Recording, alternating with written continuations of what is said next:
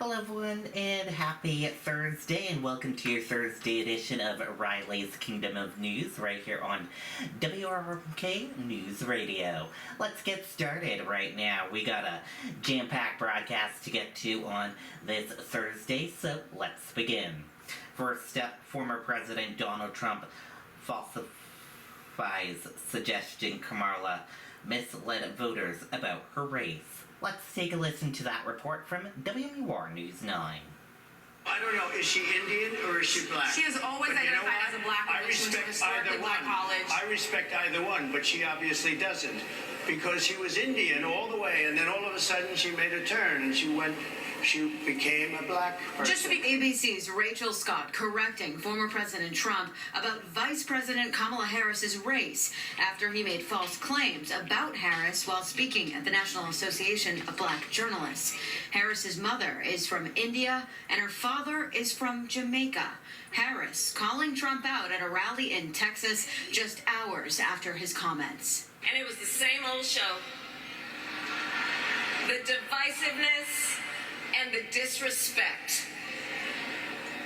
And let me just say, the American people deserve better. The Harris campaign says Trump showed hostility on stage that mirrored the hostility that he's shown throughout his life, his term in office, and his campaign for president. Trump's appearance at the conference had sparked some criticism as he tries to appeal to black voters. Scott asking Trump why black voters should trust him after making dehumanizing remarks about people of color. Well, first of all, I don't think I've ever been asked a question in such a horrible manner. First question.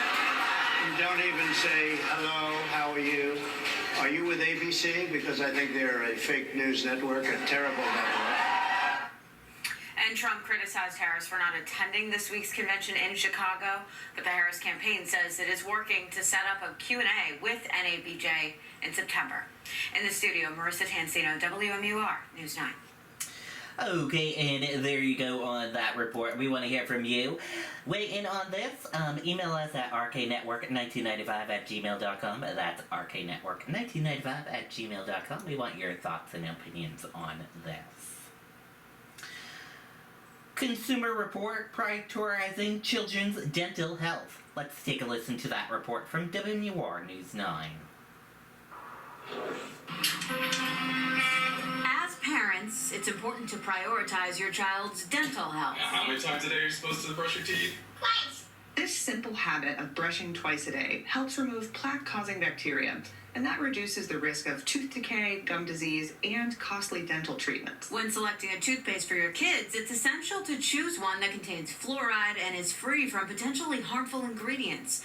Consumer Reports and Made Safe, a nonprofit focused on product safety and sustainability, recently teamed up and evaluated 7 popular children's fluoride toothpastes.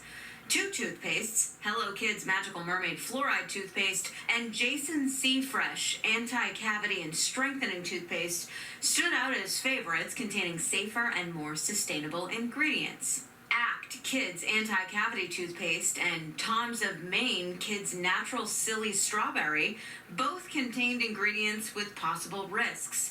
And 3 products, Burt's Bees Kids Strawberry Splash, Colgate Kids Cavity Protection Bubble Fruit, and Crest Kids Crest Cavity Protection Sparkle Fun Toothpaste, contained titanium dioxide and other ingredients linked to potential health concerns.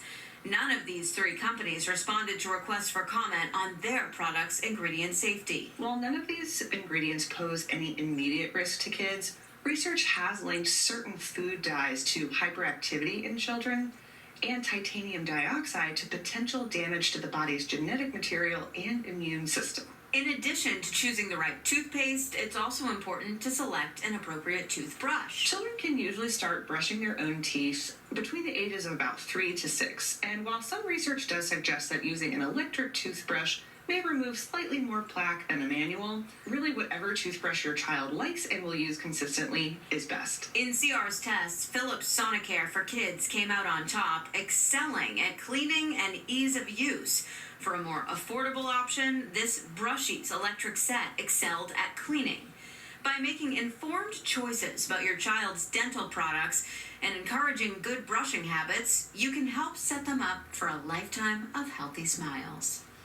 And if you're wondering if kids can use adult toothpaste, the answer is yes, as long as it contains fluoride and doesn't address oral health concerns beyond cavity prevention like gum disease or teeth whitening. Why didn't... Okay, and there you go on that report. Good information there. Well, seen slapping tail off New Hampshire coast.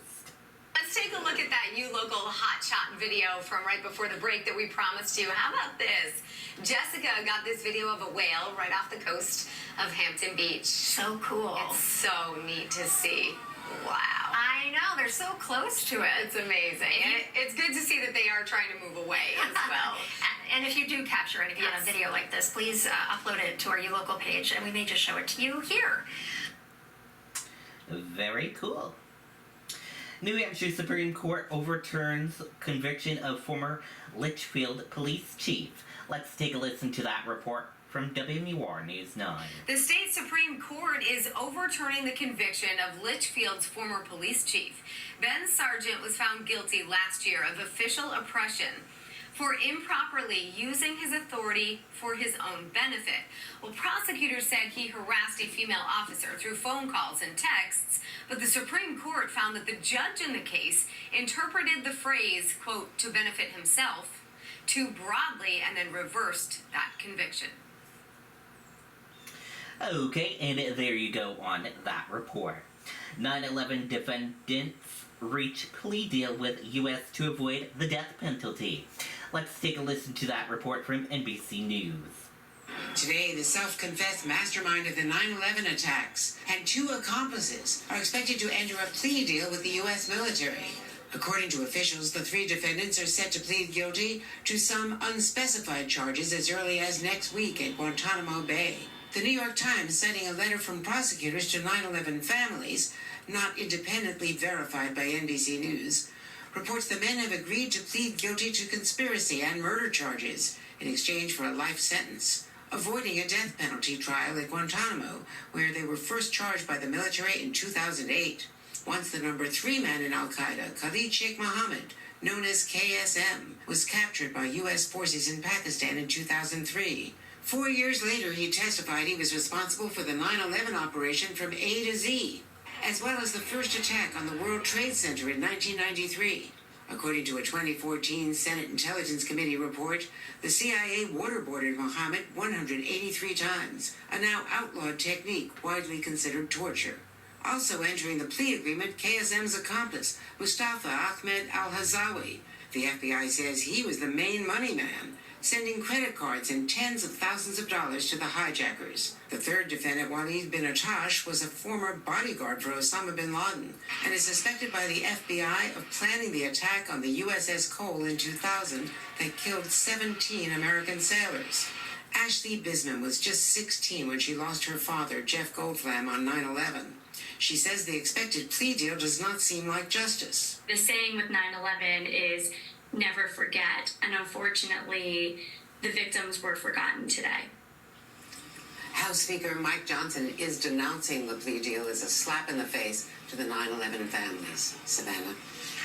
All right, Andrea Mitchell in Washington, thank you.